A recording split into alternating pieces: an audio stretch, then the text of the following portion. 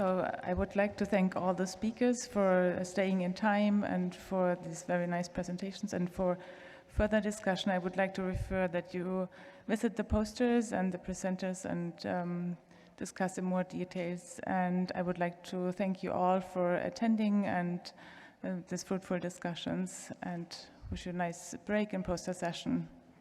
Thanks.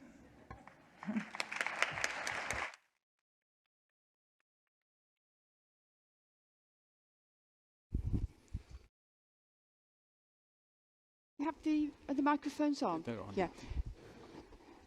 So thank you. So I'd like to encourage everyone who can to stay for the next session, which is a relatively short session, and this is the EHDN business meeting.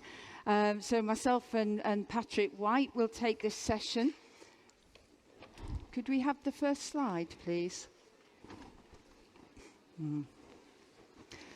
So we've got the really enjoyable task of telling you about the elections. As you know, we haven't met since 2018, so we haven't been able to run our elections for the last few years. I'd also like, I'm saying that because I'd also like to thank, could we just have a little bit of quiet for those of you who are leaving the meeting, because we're right in another session. Thank you. So I'd like to thank the members of the SBAC and the EC who very kindly agreed to stay on over the COVID pandemic so that we were able to continue functioning. So we're going to start by announcing the SBAC results, and before we start, I just want to explain a little bit about how we've changed the way that we appoint the SBAC. So up until this point, we've had always had free voting to elect SBAC members. But as the Huntington's field has moved on, and as we've had more and more complex issues to consider, and the SBAC workload has gone up and up, we've found that the election system, which served us well on the whole, the problem with it is that it doesn't ensure that we have a really good spread of expertise. So we've changed the way we do that for this year, and I'm hoping this is going to work well. And what we did was we've asked people to apply. We had an independent committee who assessed those applications and appointed a slate on the basis of excellence, but also considering other aspects such as the spread of expertise, the geographical spread, etc., etc. So before we go any further, we want to thank the existing SBAC members, and I'm just going to tell you who they are. So Catherine Rees and Ahmad Aziz have been Catherine's been the chair and Ahmad the co-chair up to this point. And these are the other members, other previously elected members of the SBAC. And we also have a number of appointed members. You can see here Diane D'Souza for the patient representative, Peter Holmans, who's provided statistical expertise, and Heidi, who's provided ethical input. These are appointed positions. The mechanism for changing them is slightly different, and so these positions will not be changing at the current time. So just to say, Ahmad Aziz has very kindly agreed to continue to chair the next SBAC to give us some degree of continuity, and we're very grateful for that. All the other members are stepping down at this point, and I'm now going to hand over to Patrick to thank them individually. Yeah, thank you very much. Thank you, Anne. And now I would like to ask the individual members to come up the stage so we can hand them our token of appreciation and maybe some round of applause. So the first person is Katrin Reetz, who's not here, but maybe Kristina Bekanovic. Is she in the room? Yeah, thank you. Exactly. And then, oh yeah, there's a long distance you have to run. So maybe Esther Kubo can also come. Thank you, Christina. Esther's at the NDS meeting. Yeah, okay. This way. Then, sorry, is Esther? No, Esther's okay, not Esther's here. not here. Then Leonor Guedes. Oh, okay. Paola Belosta from locally. Yes, wonderful.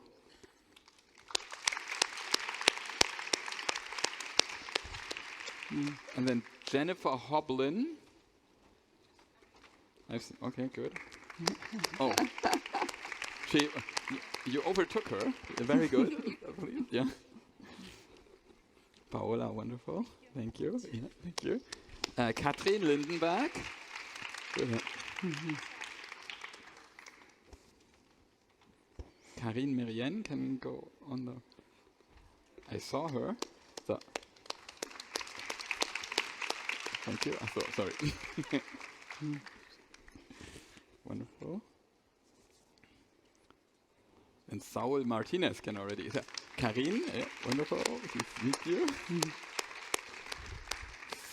Saul Martinez. Seen him. Martha Nance is not here, I know that. And so, and last one, Daniel Zilonka.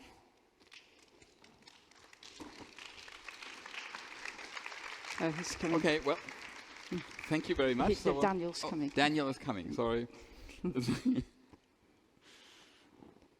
get the...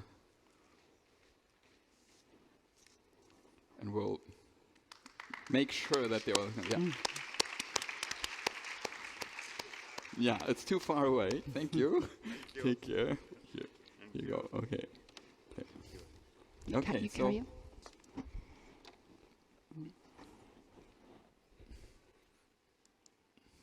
So now so it's time to welcome the new SBAC slate. As Anne explained, this has been a new mode of election, and we're very happy to announce that Ahmad Assis, as you've heard already, then Marta Biagioli, Sandrine Betuing, Sylvia Gines, Davina Hensman-Moss, Jiri Klempia, Duncan McLaughlin, Juan Nguyen, Maike Osterloh and Niels Gotte can now please come to the, and Willeke van Roon and Chiara Zuccato can come on the stage, please.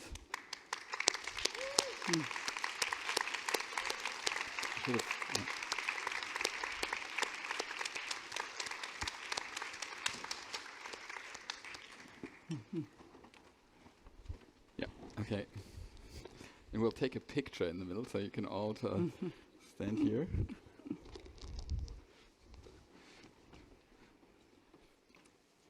And so I'll go through one, if you line up, and maybe you can just say one short comment of your vision of your role on the SBAC, just one sentence or so. So this is Niels Gotte. Okay.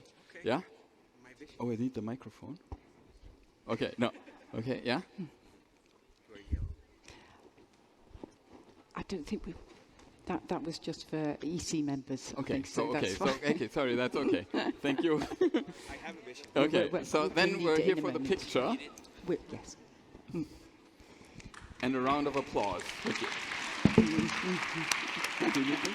Yeah, that's fine. No, go on, right? Perfect. So Okay. thank you very much. And perhaps you could all stay around at the end so we can get some more photos. Okay. Yeah, thank you.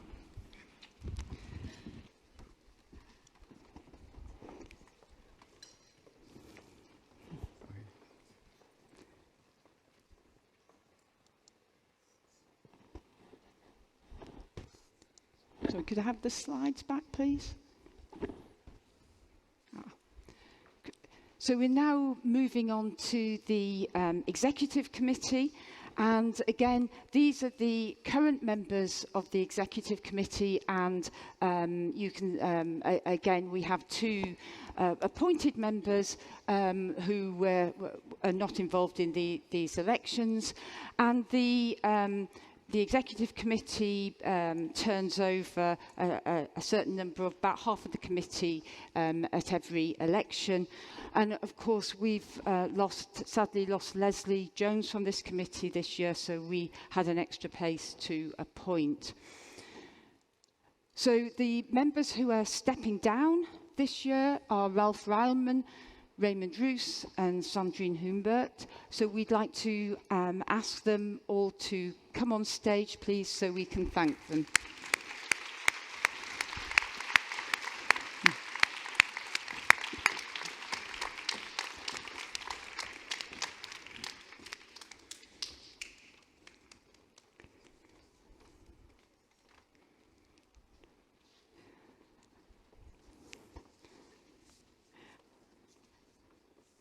So ladies first. Thank you, Sandrine. Yeah. Thank you. Thank you, Raymond. Yeah. Thank you, Ralph. The vision. Okay, so we now move to the exciting part, which is to announce the people who've been elected onto the SBAC, and we're going to ask them to also come on stage and give us just a very brief introduction, and also just a sentence or two on what their vision is for EHDN, or their motivation for being on the EC. So those people are Patrick Weydt, who's been re-elected, Arthur Peterson, Catherine Reed, who isn't here, Monica Busser, and Ed Wild.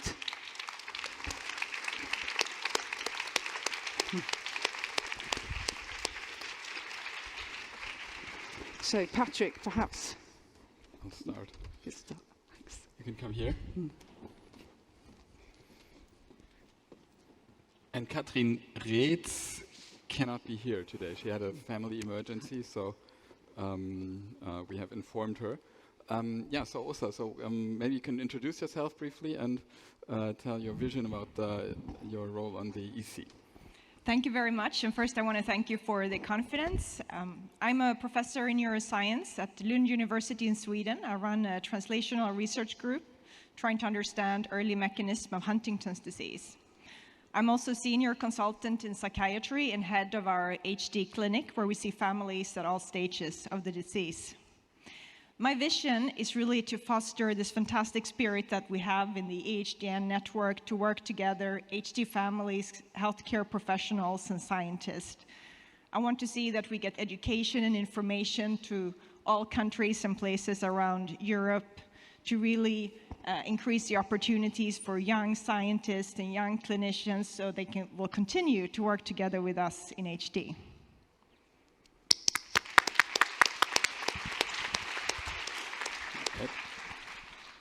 Hello, thank you. I'm Ed Wild from UCL. I'm a biomarker researcher. I do clinical trials. I look after patients. And EHDN has been completely instrumental in every step of my career as an HD researcher, from my very first phone call in 2005 from a man called Bernard that I'd never heard of, inviting me to go to Paris with him. And then it turned out that that was the president of Europe, and it was a biomarker meeting. Up to the present day, so much, whatever I've accomplished has been with the help of EHDN, the network, the working groups, the support for clinical trials. So of course, my main aim is to continue that, continue helping the young researchers and keep EHDN the really vibrant and productive machine that it has long been. I think right now, for me, the biggest focus is the effect of COVID on all of our clinical activity. As a chief investigator of HD Clarity, I've witnessed firsthand and via my sites the huge challenges in getting people to enroll, and particularly more advanced studies like HD Clarity, loss of staff during the pandemic, turnover, real difficulties with capacity, hospitals being closed due to COVID waves. And I think EHDN has the potential to be really supportive across the board in terms of getting, regaining any lost momentum during that wave. And the same is true of clinical trials, really focusing EHDN on supporting the highest quality clinical trials. So I'm really delighted to have your confidence, and thank you very much. Yeah, and Monica, thank you. Thanks very much. So, yeah, I'm Monica Bussa. I'm based in Cardiff. I think I was working out that the first EHDN meeting that I went to was in Blankenberge. And I think that was the second EHDN meeting ever. And I think apart from one meeting when I had very small babies, I'm amazed at the people who've come here with babies, but I never had that. I was never brave enough. I've been at every meeting, and it's wonderful to see all these people that were there at the original, my first meeting.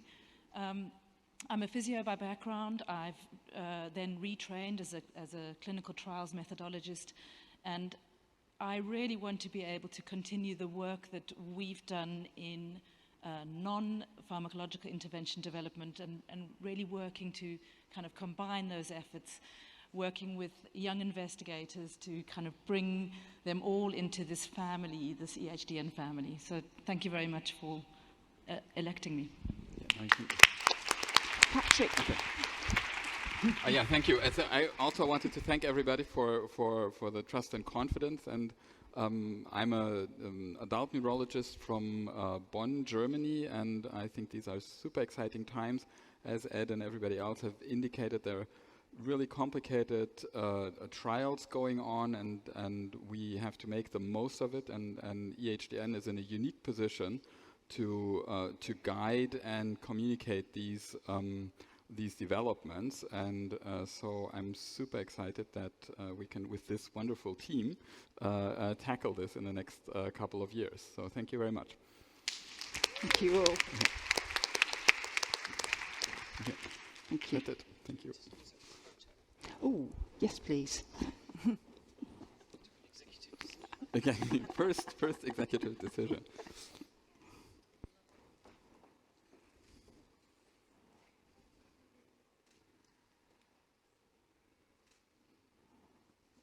Thank you. Thank you.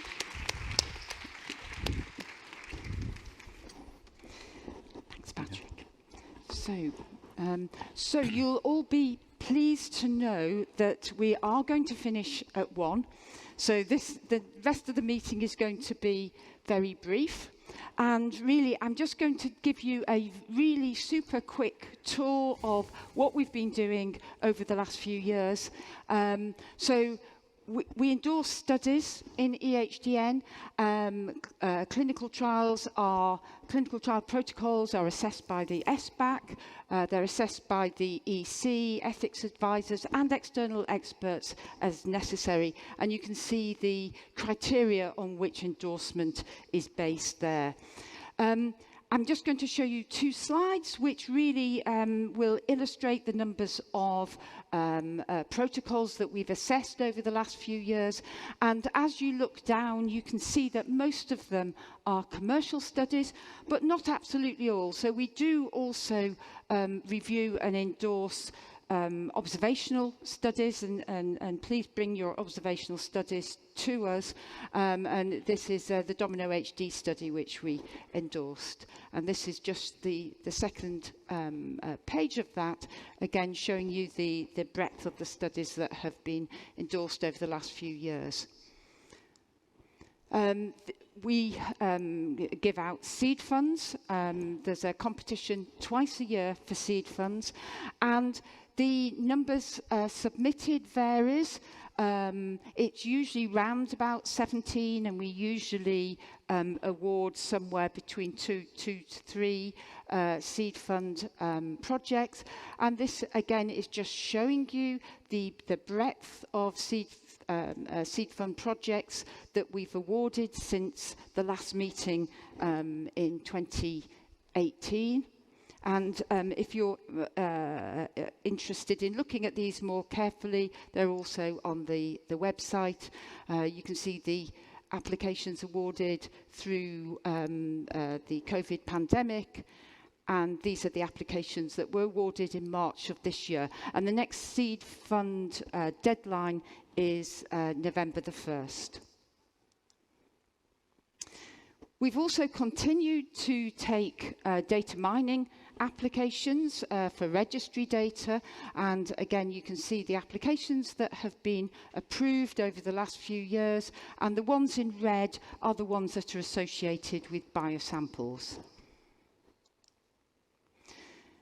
The think tank is something that you may have heard about. It's been in operation now for several years, and the way it's operated has gradually evolved. And essentially the think tank acts as a body which is populated partly by EC members, and it's there to really assist the EC.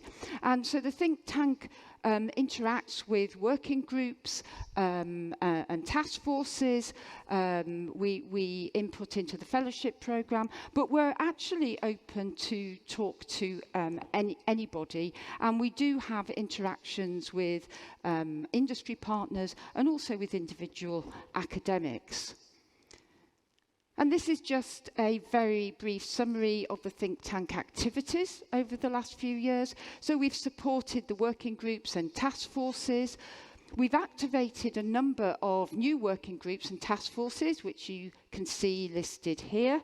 And we've also attempted to focus on certain areas which we feel deserve additional thinking. And these are some of the areas that we've been focusing on over the last few years. As I said earlier, we're open to all, and we've had a number of face-to-face meetings to try to evaluate how the think tank is working and take it forward as a body. And we're always open to comments and critique, so please don't feel inhibited. And I'm just going to finish by mentioning the fellowship programme. So the objective of the fellowship programme is to accelerate training in Huntington's disease, particularly for underserved areas. It focuses on young people from underserved areas. We have roughly 6 fellowships a year. They're quite short, they're only about 6 weeks. But the idea is that fellows will go and work in an area of expertise, and will then be able to take that expertise back to their own country. We run this jointly with NDS, and of course it was difficult over the COVID period to continue running this fellowship scheme.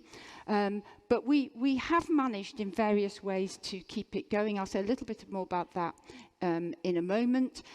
Inevitably, some of those fellowships were not able to take place, and you can see the ones in grey are fellowships that have not yet been taken up, but we hope that we're going to be able to get those fellows in place fairly soon.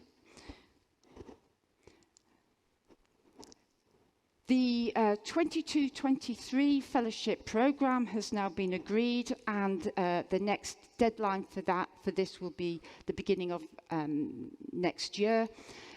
We really rely on hosts who'll be prepared to take on a fellow and spend time with them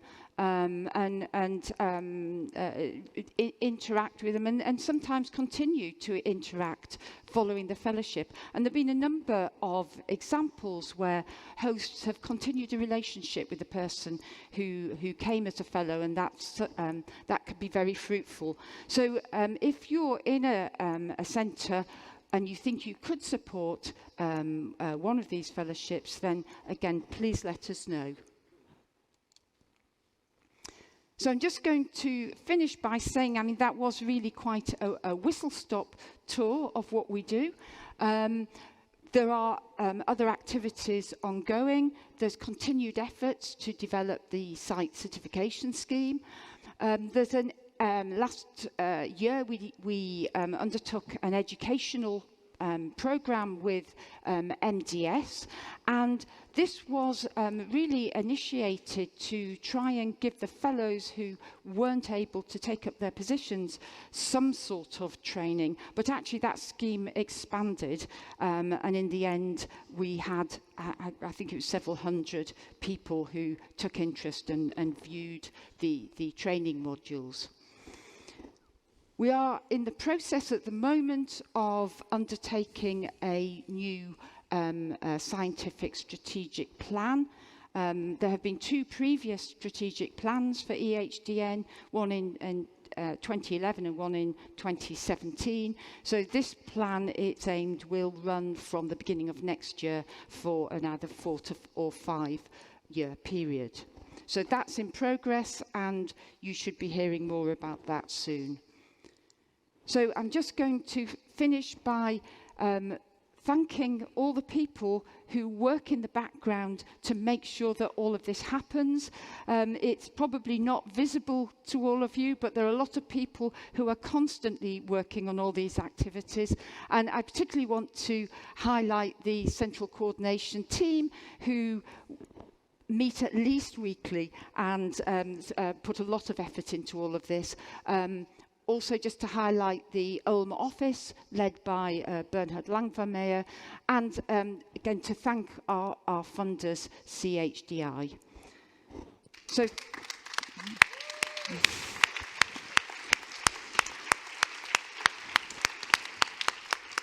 thank you. Thank you for all your support, and I hope you go and enjoy your lunch.